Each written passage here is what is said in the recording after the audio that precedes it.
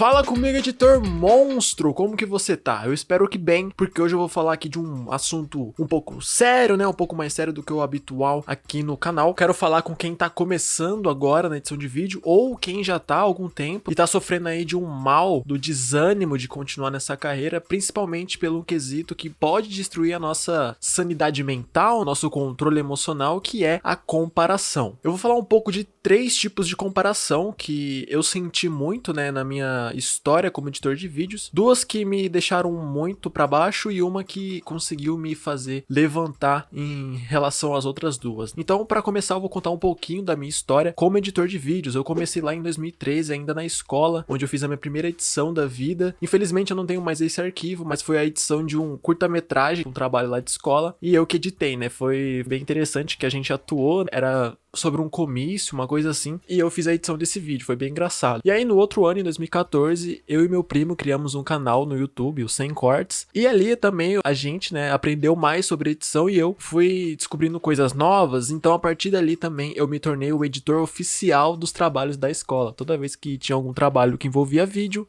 eu que editava. E aí, né, no fim da escola eu tive um pouco de afastamento com a edição de vídeo, junto com aquela dúvida que toda pessoa passou por algum momento da vida, e o ensino médio é um momento que essa dúvida bate muito na nossa cabeça, que é, o que a gente vai fazer da vida, né? Que faculdade a gente vai seguir, porque a gente é educado a fazer uma faculdade. A minha dúvida era gigante no que eu queria fazer, e eu não tinha enxergado o óbvio ainda dessa habilidade que eu já tinha, que eu poderia já fazer ali uma renda com ela. Então, né, seguindo aquele caminho padrão da faculdade para arrumar um emprego e tal, eu fui fazer engenharia e eu acabei fazendo 2 anos de engenharia. Eu completei o ciclo básico ali, até que chegou uma hora que eu não me via mais naquela vida de indústria, sabe, de ser um empregado da indústria para sempre ali, porque eu tava caminhando para aquele caminho, né? E aí eu dei o basta e falei, não, quero ser autônomo, eu mesmo ganhar meu dinheiro, eu mesmo receber pelo serviço que eu presto. Então eu fui lá, larguei a faculdade e fui aprender a cortar cabelo. Passei um período da minha vida aí sendo barbeiro. Até que a pandemia chegou, eu não consegui me manter na profissão de barbeiro, porque as barbearias fecharam, eu não tinha muitos clientes que poderiam, né, me dar uma renda, e eu fiquei meio que, pô, o que eu vou fazer da minha vida? Até que finalmente eu enxerguei o óbvio, que é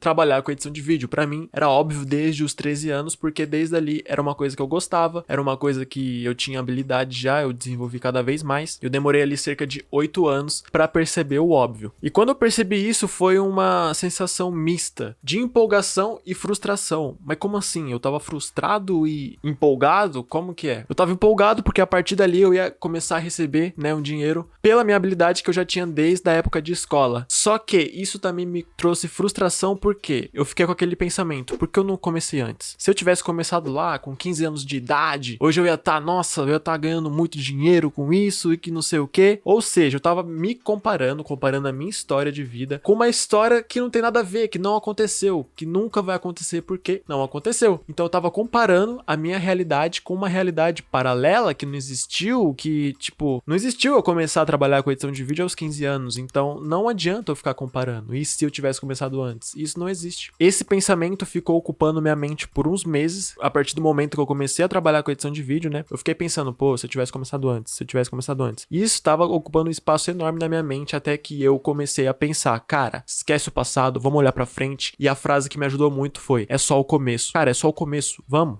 pra cima. Daqui 10 anos, a gente vai evoluir num nível absurdo. Então, essa foi o primeiro tipo de comparação que me machucou muito. E apesar de eu estar empolgado ali, no começo, eu ainda fiquei um pouco frustrado, o que não é bom pra gente ficar frustrado por uma coisa do passado, né? Comparar a nossa história com uma história que não aconteceu. Se não aconteceu, não aconteceu, né? Não tem como acontecer mais. Então não adianta a gente ficar ali remoendo o passado, o importante é daqui pra frente. Temos também outro tipo de comparação que é muito tóxica e hoje em dia tá cada vez mais presente na nossa vida por conta das redes sociais. É a comparação com a vida dos outros, né? Hoje a gente tem um acesso muito mais fácil à vida dos outros. A gente abre o Instagram, a gente vê lá o feed, a gente vê os stories e é um monte de gente feliz, um monte de gente que conquistou um monte de coisa que na verdade a gente não sabe a realidade, a gente não sabe os problemas dessas pessoas, a gente só sabe os nossos problemas. Então a gente fica comparando nossos problemas com a vida que as outras pessoas estão postando, né? A gente tá meio que comparando o nosso bastidor com o palco de outra pessoa e isso não é nada saudável. Nada.